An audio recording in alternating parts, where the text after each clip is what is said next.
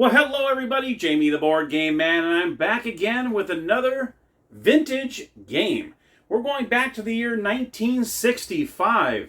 This is by Parker Brothers. Now that player count's kind of interesting. It's either 2, 3, 4, or 6 players. So don't you think about playing 5, because you can't do that. It is called Qubic. Now it's funny, this is actually called the 3D Tic-Tac-Toe game. But it's kind of like Tic-Tac-Toe meets Connect 4. Because you're actually laying down the chips like you are doing like a Tic-Tac-Toe. But you need 4 across to win. I know.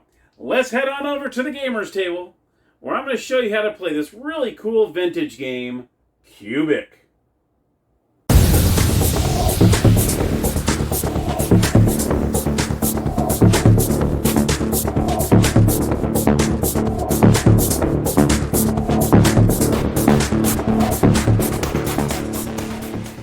Alright everybody, here we are at the gaming table with Qubic. Alright, so as you see here, we have a 4-story little contraption here, is where you're playing on. And you also have yellow chips, red chips, and light blue chips. And then you have the little instruction booklet right here.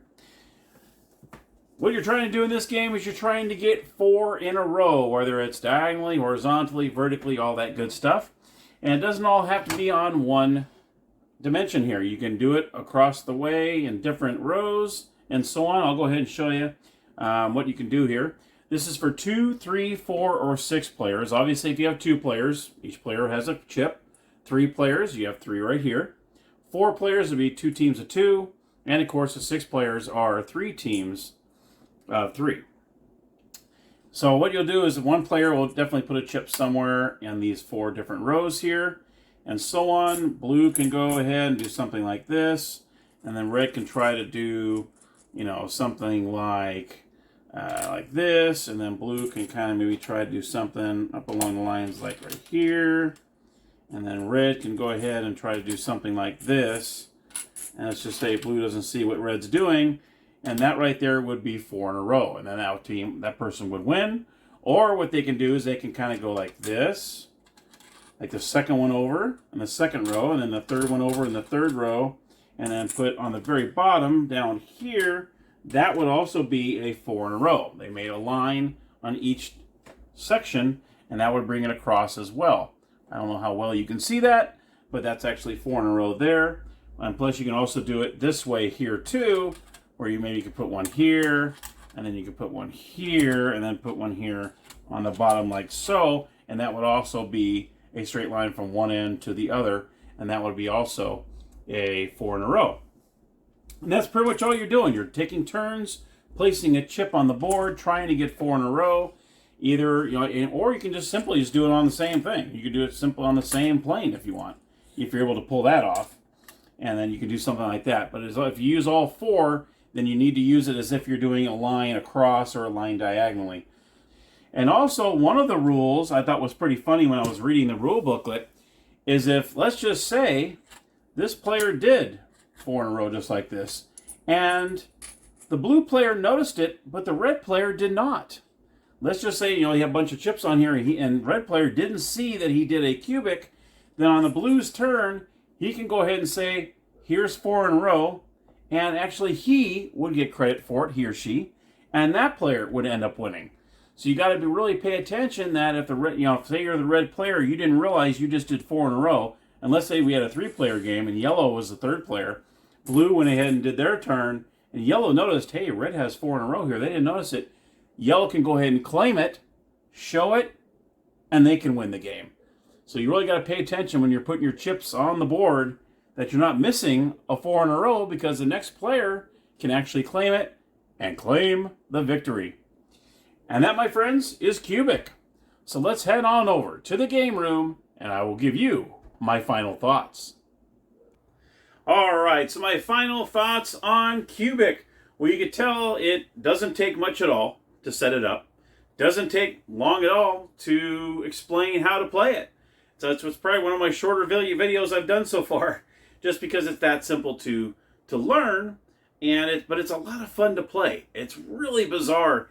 It kind of reminds me, because I'm a big Star Trek fan, huge Star Trek fan. I remember that they used to play that 3D chess sometimes in some episodes. They would go to 10 Ford, where places where you go and you have a drink or you get a meal, whatever. And sometimes you'd see the 3D chess game, which I believe is out there somewhere. Just like in Star Wars, when they had that, I remember when I was lived in California still at Disneyland, and they had the special chessboard, this chess game they had. I got Sabak, which I did an episode on a while back. You know, the card game where in the movie Solo, where Han Solo ended up winning the Millennium Falcon from that hand that he was playing Sabak in that movie.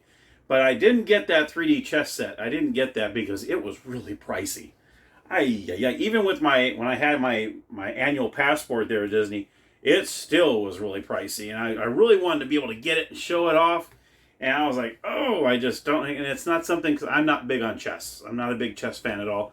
So that just kind of compounded it too. But it would have been a great episode to do. I don't even know if they even still have it there. Now that I'm out here in Tennessee, I no longer go to Disneyland. So, but maybe when I make it to Walt Disney World, maybe they might have something over there. Maybe I can check to see if maybe they still had it. But I won't have a passport in order to get a discount on it. But I'm sorry, I went off the beaten path there. But Qubic is a great little game, especially back in 1965. This is a cool little game. It's really nicely done. I mean, the posts are nice.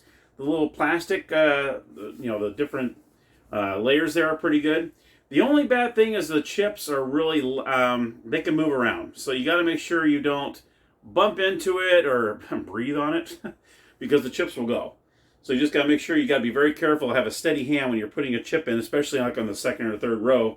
You got to really kind of be careful putting your chip in there, because if you bump it, those chips are going to fly.